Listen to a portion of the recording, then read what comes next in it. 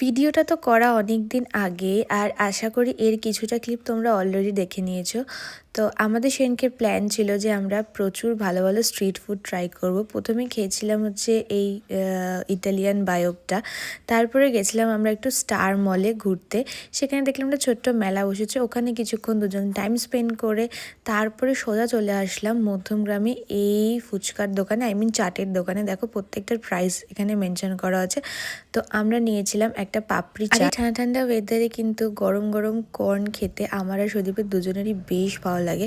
আমি নিয়েছিলাম cheese flavour আর সুদীপ নিয়েছিল পেরি পেরি ফ্লেভার। আমরা সব স্ট্রিট ফুড ট্রাই করছি মধ্যমগ্রামে। তারপরে খেলাম হচ্ছে এই চিকেন উইংস দুটো। বাড়ি ফেরার সময় চা খেয়ে এই বাচ্চা দুটোকে আদর করে চলে আসলাম বাড়ি। ব্যাস, দেখা হচ্ছে নেক্সট ভিডিও। চলো বাই।